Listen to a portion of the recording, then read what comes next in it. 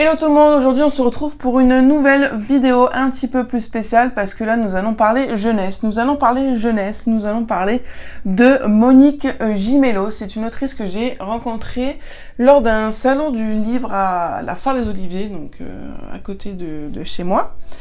Et nous y étions allés avec mon mari, comme ça, juste pour se balader.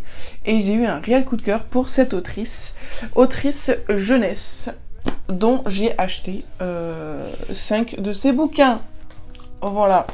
Je ne vous dis pas pour qui ils sont, hein, mais vous le savez peut-être, ce sera pour Léon. Et d'autant plus qu'elle a pris la peine de signer les 5 livres au nom de mon futur fils pour Léon. Voilà. Et donc ce soir, je me suis éclatée à tous les lire. Et je pense que je vais les lire et les re-relire. Parce qu'en fait, elle a cette particularité que j'aime énormément, c'est-à-dire qu'elle aime beaucoup les animaux, elle aime la nature, elle aime l'écosystème et elle défend tout ce qu'ils font de cet environnement la chose la plus importante sur la planète. Et donc du coup, à travers ces albums, elle va faire passer différents messages à notre jeunesse. Et c'est édité du coup chez Tac Motif des Régions dans la collection Le Ver dans la Pomme. Donc il faut savoir, ces albums sont à 10 €, voilà, donc j'en ai pris 5, donc je vous laisse faire le calcul. Et franchement, c'est d'une qualité assourdissante. Vraiment, ils sont vraiment très très beaux. Je vais vous les présenter un par un. J'ai notamment piqué tous les marque-pages de ces livres. Elle n'a pas fait que ces 5-là, elle en a fait d'autres. Mais bon, hein, je ne suis pas Rothschild, mais j'ai pris ceux qui m'avaient vraiment tapé dans l'œil. Et donc, chaque livre, elle en est l'autrice. Et à chaque fois, c'est une illustratrice différente, il me semble. Mais ça reste vraiment des illustrations, j'ai l'impression, fait main. Et juste mis sous format numérique ensuite, parce qu'elle a un coup de crayon qui me plaise vraiment énormément. Donc là, admettons, nous avons Lo et Lola, une grenouille en Provence. Là, nous allons parler du coup de la faune et la flore, plus particulièrement dans nos jardins. Ici, elle va nous raconter l'histoire des grenouilles, mais aussi l'histoire de toute une faune qui a besoin de bassins d'eau douce pour pouvoir survivre. Et elle nous raconte ça vraiment avec des couleurs pétillantes, vraiment très très jolies. Et donc là, ça va être l'histoire d'une grenouille, voilà, qui va se plaindre, entre guillemets, qu'elle n'a pas de grand bassin pour pouvoir faire des bébés et pour pouvoir se reproduire, ainsi que son ami crapaud. Et en fait, voilà, la morale de l'histoire va être que si nous pouvons mettre à disposition chez nous des bassins d'eau pour que la vie puisse se créer, c'est d'autant mieux parce que la piscine, ce n'est pas bien, tu ne peux pas créer de la vie dans du chlore. Et donc voilà, moi, j'ai déjà regardé pour faire un bassin chez moi, ce n'est pas possible. Mais c'est sûr que si vous avez une maison avec un grand jardin et que vous êtes propriétaire, vous pouvez vous créer un petit bassin de ce fait-là et vous ferez beaucoup de choses pour notre écosystème. Donc du coup, elle a à peu près pour tous les mêmes livres la même manière d'organiser son texte, c'est-à-dire que ça va être des textes un petit peu déstructurés avec des mots un peu plus gros que les autres, des mots en gras, en faisant des jeux de mots, en faisant des rimes. Chaque personnage a son propre prénom. Et c'est vraiment une lecture qui peut être vraiment chouette avec les enfants. De toute façon, tous ces livres-là seront pour Léon, donc je lui lirai. Dès qu'il est né, il aura droit à sa petite histoire du soir, parce que moi, ça me permettra aussi d'avoir mon petit moment, même si c'est 5 ou 10 minutes, où voilà, je lis un livre, je suis avec mon fils, il va entendre son voix, il va être bien. Donc voilà, dès qu'il naîtra, il aura sa petite histoire du soir, ou peut-être plusieurs, s'il fait plusieurs fois la nuit dans la même nuit. Mais voilà, c'est vraiment quelque chose de très prenant, très mignon, et ça se sent que c'est fait avec amour. Regardez-moi ça. C'est vraiment très très chouette. Les illustrations sont vraiment top, quoi. Elles sont vraiment hyper jolies. Voilà. D'autant plus ce qui m'a touchée ensuite quand on a parlé avec elle, c'est que la plupart de ces albums sont tirés d'expériences personnelles. Personnelles ou d'expériences que certaines personnes de ses entourages lui ont racontées. Et on voit surtout ça dans La ferme de Marie, 4 histoires vraies en pays grassois. Parce que elle est basée du coup dans le 06. Et admettons, là dans ce livre, on va être dans la ferme de Marie, donc une ferme qui existe vraiment. Et en fait, c'est une personne qu'elle côtoie souvent. Et cette personne, donc Marie, lui raconte un peu tout ce qui se passe de drôle dans sa ferme. Et toujours avec une petite morale. En fait, elle raconte ses anecdotes de manière très rigolote et toujours aussi bien illustrée. Là, admettons, nous avons l'histoire de Bonga, le cygne aux plumes noires, l'histoire de Chocolat à vanille, les deux dindons, l'histoire de Gaspard, le pélican, qui m'a fait bien rire avec les grosses carpes, et l'histoire de François, Riri, Paul et les autres, les cannetons, qui est tout bonnement la nouvelle la plus mignonne de ce recueil. Et donc voilà, c'est une histoire vraiment qui se lit à deux et qui peut se lire aussi tout seul après.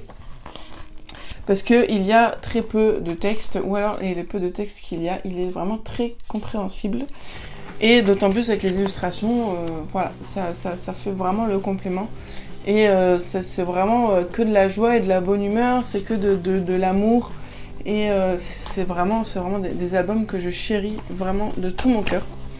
Voilà, et je les donnerai très précautionneusement à mon fils. Je lui dirai évidemment de ne pas arracher les pages, sinon ça va aborder pour ses fesses. Mais voilà, et en fait c'est ce genre d'illustration que j'aime bien parce qu'on dirait vraiment que c'est fait à la main, les coups de crayon, le remplissage, tout ça, voilà. Et moi je trouve que c'est vraiment cool de retourner à des illustrations un peu plus primaires, enfin pas primaires, mais avec moins d'assistance numérique, voilà. Et c'est ce que je regrette un peu dans les albums qu'on trouve dans nos librairies aujourd'hui, c'est que quasi tout est fait en numérique. Alors que là, je pense que c'est fait à la main et qu'après c'est numérisé. Et voilà, j'aime beaucoup ce trait de crayon un peu plus naturel. Ensuite, mon deuxième coup de cœur chez elle, c'est La Brigade d'Hector. Donc il y a le tome 1 et le tome 2.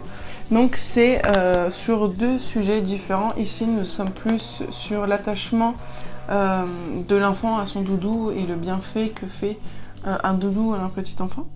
Mais aussi sur la consommation, on va dire ça comme ça. Et ici, nous sommes vraiment sur la forêt en danger, sur la déforestation carrément. Et donc là, c'est la brigade d'Hector, c'est une brigade de 4 petits animaux qui vont mener des actions pour différents buts. Là, admettons, on est plus sur, une famille de chanterelles. C'est ça, hein. Je m'y connais pas trop en champignons. Les chanterelles, ouais, c'est ça. C'est les chanterelles dans les forêts de pins. Et en fait, au milieu de ce champ de chanterelles, un doudou, une petite fille va perdre son doudou et donc du coup, il va être animé. Et en fait, Chantel et toute sa clique vont mener un petit stratagème pour que le doudou retrouve sa propriétaire au plus vite. Mais pour que cela arrive, la brigade d'Hector va les aider. Et il y a une très belle histoire de solidarité là-dedans, c'est parce que ces petits champignons vont décider de se sacrifier pour que le doudou retrouve sa maîtresse, son enfant. Sauf que la brigade d'Hector va trouver une solution pour que ces chanterelles puissent continuer à vivre leur meilleure vie dans la forêt. Et donc là aussi une très belle histoire de solidarité, mais une très belle aussi histoire d'amour entre l'enfant et son doudou, mais aussi entre la cohabitation de la faune et de la flore. Donc vraiment un très bon album. Ensuite ici, donc, comme je vous l'ai dit, la forêt en danger, c'est vraiment plus sur la déforestation. Parce que on va voir que les méchants bulldozers, quand ils coupent des arbres, ils mettent des animaux en danger. Et nous avons un très riche panel d'oiseaux et de mammifères qui sont touchés par ça. Voilà, mettons là, nous avons le petit panel d'oiseaux qui en pâtissent. Et en fait, la brigade d'Hector va trouver une solution pour comment on appelle ça ? Reforester, ça se dit ? Pour replanter des arbres et des buissons, afin que toute la population qui y vive puisse continuer à se nourrir, parce que c'est là le problème en fait de la déforestation, c'est que non seulement les animaux perdent leur habitat, mais aussi ils perdent leur alimentation principale. Et donc du coup, voilà, cette petite brigade va faire en sorte, avec leur même solidarité et fraternité, trouver un moyen de semer des graines et de replanter pour que la vie puisse perdurer en fait. Voilà. Et donc vraiment, ce sont vraiment des albums qui sont vraiment très importants pour notre jeunesse actuellement. Moi, je sais que mon fils, allez, 90% de sa bibliothèque actuelle, ce ne sont que des livres sur l'environnement et les animaux. Mais, enfin, non pas que ce soit le plus important à mes yeux, mais parce que... Si, si, en fait, c'est carrément la chose la plus importante à mes yeux, en vrai. Mais aussi parce que si on s'arrête que aux animaux, c'est sûr que on doit se dire, oui, mais il y a d'autres choses que les animaux, il y a aussi toutes les valeurs humaines à apprendre, mais dans certains livres, on fait les deux. Comme dans ceux-là, du coup. Dans ceux-là où on apprend la solidarité, on apprend la fraternité. Ici, on apprend l'amour. Ici, on apprend à partager, à ne accepter la différence, avec l'histoire du cygne noir, admettons, à accepter la différence. Et ici, nous avons le dernier, qui est la révolte des vers de terre, où ici, admettons, ça va parler du déracinement géographique, c'est-à-dire du déménagement. Parce que là, ça va être l'histoire de Ivan et Igor. J'ai pas pris le premier tome, je n'ai pris que le deuxième, parce qu'il me plaisait un peu plus. Mais ici, c'est Ivan et Igor, en fait, ce sont des espèces de vers de terre qui sont normalement de Sibérie, qui vont se retrouver en Europe. Et donc, du coup, en fait, le premier tome, Ivan et Igor, c'est vraiment l'histoire de ce déracinement, et en fait, elle avait expliqué que c'était une histoire réelle, avec des enfants qui venaient d'un autre pays et qui ne se sentaient pas intégrés. Et en fait, ces deux petits vers de terre vont être gentiment intégrés par d'autres vers de terre. Donc voilà, il n'y a vraiment pas que les animaux, l'environnement et tout ça, il y a vraiment toutes les valeurs qu'il faut inculquer à un jeune enfant. Et donc celui-ci, du coup, la révolte des vers de terre, nous allons parler de leur utilité dans la terre, mais aussi de l'utilisation des pesticides et on va prôner la culture bio. Donc là, on va être sur des textes un peu plus courts avec des illustrations plus cadrées, comme ceci. Et donc du coup, on va nous expliquer en quoi les vers de terre sont importants. Je pense que tout le monde le sait. Mais ils sont vraiment très importants pour la qualité de notre terre, mais aussi pour l'évacuation des déchets, pour l'irrigation des terres, parce que c'est grâce à eux en partie que la terre filtre l'eau. Et s'ils ne sont plus là, nos terres ne sont plus remuées, et donc du coup stagnent, sèchent, et ça fait des inondations. Mais aussi leur importance pour avoir de la nourriture de qualité. Et du fait que l'on mette des pesticides, et ben ça tue forcément les vers de terre, mais aussi tous les autres insectes qui participent à la décomposition des déchets organiques et du coup à l'enrichissement de notre terre. Je viens de déblatérer tout ça d'un coup, avec de manière très scolaire, tout va bien. Donc voilà, avec des petites illustrations très sympatoches, parce que nous adressons quand même à des enfants. Et nous montrons les vers de terre comme les super-héros de la Terre. Et c'est une réalité, ce n'est pas une fiction. Et donc du coup, à la fin de l'album, elle apporte des solutions. En mode, mais qu'est-ce qu'on peut faire du coup pour sauver ces vers de terre? Et aussi tout simplement enrichir nos terrains sans utiliser de pesticides et autres. Et à la fin, nous avons une petite révolte, du coup la fameuse révolte des vers de terre, où ils vont manigancer un plan pour mettre en péril l'une des machines diaboliques du fermier, voilà, qui pollue leur terre. Voilà, là encore on parle de solidarité, parce que c'est un plan qui se fomente avec plusieurs espèces, c'est-à-dire les vers de terre, des souris, des fans, des sangliers et tutti quanti. Donc voilà, c'est vraiment quelque chose de très important, avec bien sûr la petite morale à la fin, qui est très important. Et ce sont encore des livres que se lisent vraiment très facilement, des livres que l'on peut lire à son enfant, des livres qu'on peut lire tous les deux, mais aussi des livres qu'il peut lire lui seul ensuite. Donc c'est pour ça que ces livres sont vraiment très importants, parce que ça peut vraiment l'accompagner sur plusieurs années, C'est-à-dire que là, je peux lui lire, là, dès qu'il est né, je peux lui lire. Quand il aura 3-4 ans, il pourra faire ses premières lectures dessus. Et ensuite, quand il aura 5-6 ans, il pourra les lire tout seul. Et donc, voilà. Franchement, c'est une auteure qui m'a tapé dans l'œil quand je l'ai rencontrée. Et dès que je suis partie du salon du livre, je lui ai envoyé un message pour lui redire encore une fois qu'elle faisait vraiment un merveilleux travail et que je ferai une vidéo vraiment pour la mettre en avant parce que c'est une petite maison d'édition, c'est une petite autrice, elle n'a pas la notoriété qu'elle espérerait du moins ou qu'elle mérite plus.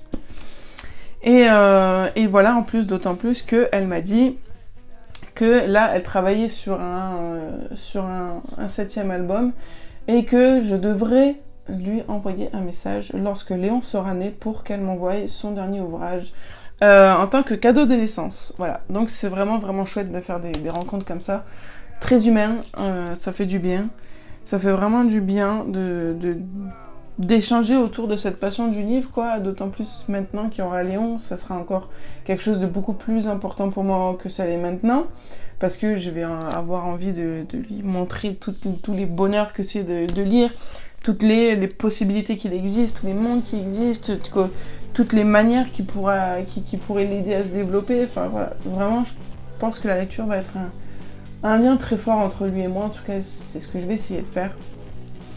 Après, ce sera à lui de faire son choix plus tard, hein, mais bon. Voilà, tant que je peux, je le ferai, et puis après, quand il sera assez grand pour décider, il se débrouille. Donc voilà, j'espère que cette vidéo vous aura plu. Je vous invite fortement, si vous avez des enfants, à vous pencher sur ce site et prendre au moins un album pour découvrir, ou alors commencer peut-être par la Brigade d'Hector, les 2 premiers tomes pour vos enfants, et puis après partir sur la ferme de Marie, et puis après partir sur les livres en one shot. Mais voilà, si vraiment je devais faire un top 3, ce serait vraiment ces 3-là. Vraiment, vraiment, ils sont à 10 € et ça les vaut vachement. Franchement, j'ai pas regretté d'avoir signé ce chèque. Vraiment pas du tout. Encore moins quand il était encaissé parce que j'étais sûre de la qualité, j'étais vraiment sûre de la qualité. Et je sais que j'en ferai un très bon investissement avec des albums de qualité. Donc voilà, j'espère que cette très longue vidéo vous aura plu. Je vous fais plein de gros bisous et je vous dis à très bientôt sur la chaîne pour une nouvelle vidéo.